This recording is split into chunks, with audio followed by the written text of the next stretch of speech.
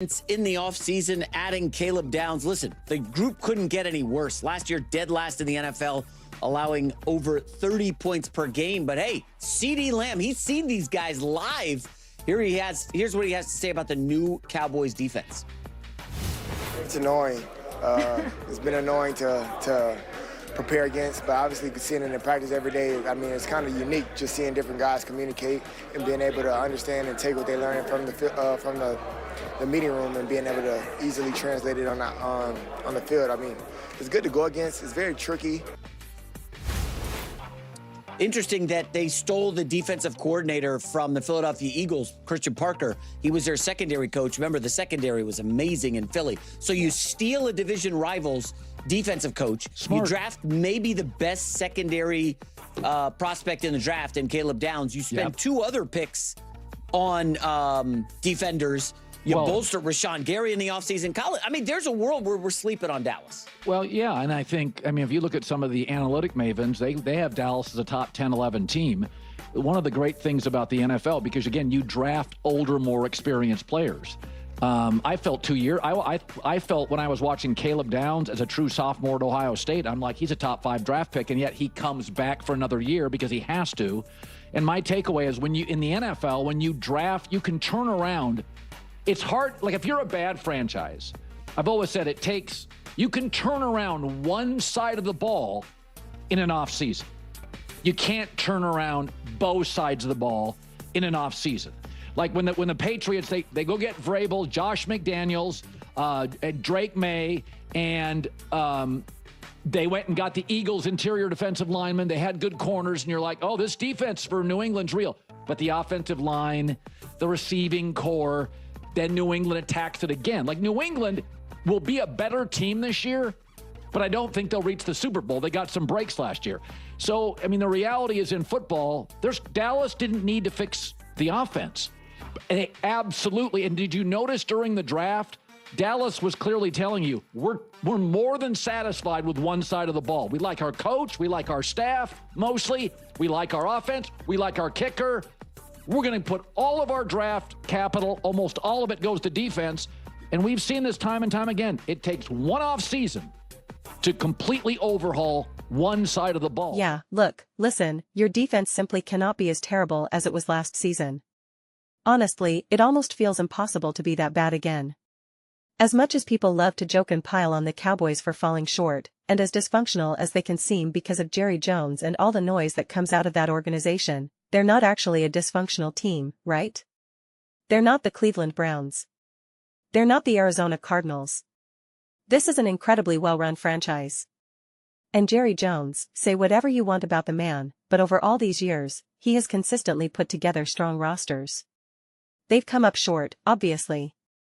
They haven't won at all, especially if we're just focusing on the Dak Prescott era. But he has repeatedly built excellent teams. The Dallas Cowboys have led the NFL in Pro Bowl selections and All-Pro players. I actually did the math once and went through everything, and sure enough, the Cowboys are at the top of the league in that category. So the idea that they were going to be like the Cincinnati Bengals, just never able to get things right, whether it's the offensive line or the defense or whatever, that was never going to be the story for Dallas. Before I go any further, please, Cowboys fans, don't forget to subscribe and watch the full video. When you do that, the views go through the roof. Subscribers go through the roof. And it's not about chasing numbers. It's about being able to create Cowboys content that people genuinely want to watch and talk about. So we can keep having the most unbiased, grounded, honest conversations about this team. It really makes a huge difference, and I'd really appreciate it. So here's what I find funny. Colin brought up the New England Patriots, and obviously we're talking about the Cowboys. Those are two teams that he said, I don't think he even has either of them making the playoffs right now. And that's what I find so confusing. It's like, okay, we talk about how this offense was great. I think Schottenheimer is a good coach. Although Colin went back and forth because he said that since he moved closer to the facility, he knows there's some desperation. I forget exactly what he said, but he didn't like something about the situation for whatever reason. And now we're saying, oh my gosh, this defense is going to improve. Better defensive coaching, better defensive roster. We'll actually get to see some of the moves Jerry made during the season with trades and everything. Like, we get to see some of that come together. And yet, then this team isn't significantly better? Or now they're not positioned to make the playoffs? I don't understand that. I really don't. To me, the biggest thing about this team, and again, my prediction of who the Cowboys have been over the last several years has been mostly spot on, because it's just who they've been for pretty much the entire Dak era, is that they will absolutely destroy bad teams. It'll look at and high-powered, and you'll think, wow, look what this team can do. They'll be pretty competitive with other good teams, the ones kind of on their level. And then they'll lose to the truly elite teams. They'll just be outmatched. That's who they've been. Now, with a better defense and the offense picking up where it left off, how do they break free from that tier? To me, it then comes down to Schottenheimer and Dak. We so rarely look at the Cowboys through a coach-quarterback lens. And I always look at everything through that lens. At this point, it's like, okay, you're playing the Buffalo Bills or something. You're playing the Chiefs. You're in a tight game.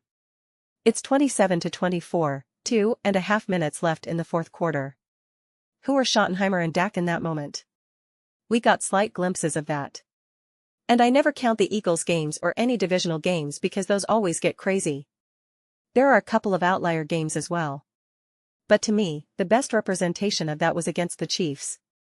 Because we can talk about the defenses, and I've pointed this out before, in some of these big games, the offense simply wasn't good enough.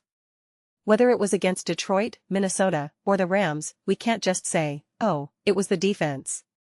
If we had a better defense, we would have won those games. And yeah, kind of, you got rocked by Chicago. So don't get me wrong, it could shift a little bit.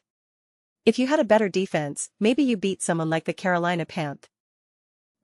Sure. But still, don't let your offense off the hook. The best example of what you'd want to see from your team was against the Kansas City Chiefs. We know the Chiefs weren't who they were in past years.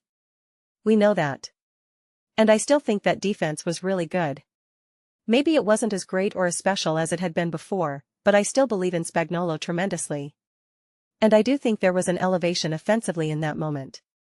But then again, it was immediately undercut against Detroit and Minnesota, right? Then everything kind of starts to unravel. So I want to be able to see those close battles. That's what it's going to come down to when you're talking about playing higher-level teams. I don't care about a back-and-forth shootout with the Packers at this point, or hanging however many points on the Panthers. That almost becomes irrelevant. I need to see who Schottenheimer is with Dak Prescott, CeeDee Lamb, and George Pickens. 2 minutes and 30 seconds to go, fourth quarter, and you're going up against a clearly defined, high-quality team that's firing on all cylinders. Not a team that's banged up. Not a team on short rest. Not a team that's winning some games but we all know isn't quite that great. You're getting after it and seeing what you've got, because that's ultimately what it will come down to. I saw a post before, not a video, just a regular post, and I saw CD's quote about something like anointing to prepare against. I was reading the comments, and someone said, oh, this feels like Dallas's year. People were laughing and joking, saying, oh, I've never heard that before. And it's like, it's not just a matter of the defense getting better. I look at the Cincinnati Bengals, and I think, as long as their defense isn't a liability, they are a bona fide Super Bowl contender. That's the analysis. That's the conclusion. Don't need to think any more beyond that. But for the Dallas Cowboys, that's not quite it. That's not quite what this is. Obviously, a better defense puts them in a significantly better situation and makes them a better, more competitive team. But like I've said in the past, the Cowboys are one of those teams where it's all about winning a Super Bowl. It's not about getting on track. It's not about making the playoffs. It's not about reaching the divisional round. It's not even about getting to the NFC Championship game at this point. It's, can you win the Super Bowl? Yes or no? And it's not just, oh wow, our defense is a lot better now, so we can do it. It's about execution against the best defenses and the best defensive coaches, and seeing how Dak and Schottenheimer navigate that chess match. If anything, those types of moments have plagued the Cowboys more than any of the other things people want to point out and complain about. It's that execution down the stretch in the biggest, most important moments, or even across an entire game. That's why you often see them just look outmatched against a team like the Denver Broncos or whoever it may be, and you think, oh my gosh, you were playing well, you had momentum, and then this happened. Yeah, because against better defenses and better coaches, you do not look the same. So that will continue to be where my focus is. Because I know the defense is going to be better. I know the floor is going to be raised. There's no way it wasn't going to be. To me, that's a given. But don't overlook what you still need from this offense. Don't get lost in the bottom line numbers, Dak's stats, his touchdowns, his passing yards. That's all fine, because he's obviously a good quarterback and he's going to put up numbers. This offense was really awesome. Again, I'm the one who said this would work offensively. I said, yeah, this team is going to be better than people are giving them credit for. And I still stand by that. If they didn't have some of the injuries, and if they hadn't moved on from Micah Parsons, specifically looking at last season in a vacuum, they would have been better. They would have made the playoffs. Everyone was ready to bury them. I think they got buried for a completely different reason than people originally anticipated. And I didn't think Schottenheimer was going to be anywhere near as good a coach as he turned out to be, but like I said, he's impressed me significantly. But there's still that next level. There's still that next gear. So don't get too hyper-focused on the defense. The defense is obviously incredibly important. The defense was always going to improve. The defense was always going to be better. This is not going to be a year-after-year situation where the defense is just terrible and they can't figure it out. That's never been the Dallas Cowboys. That's never been Jerry Jones. Say what you will about him, that has never been on his resume. So, who are Dak and Schottenheimer together? Year 2, with weapons all around him, a consistent running game, a consistent offensive line, top receivers, and a defense that at bare minimum won't be an absolute disaster. What do you have? Those are just my thoughts. I'd absolutely love to hear yours. What do you all think about the Dallas Cowboys? What will really be the make or break factor for them this season? Let me know your thoughts in the comments below. I read every single comment. Whether you agree with me or disagree, either way, let's get into some discussions. Let's get into some debates. But ultimately, let's just have some fun. Please do consider subscribing. We're building an amazing community here, and I'd absolutely love to see you be part of it. I want to build something we all genuinely feel connected to. Something we're really excited to be part of. I think we're well on our way. Please don't forget to give this video a thumbs up, it really helps with visibility and the algorithm. Thank you so much. See you next time.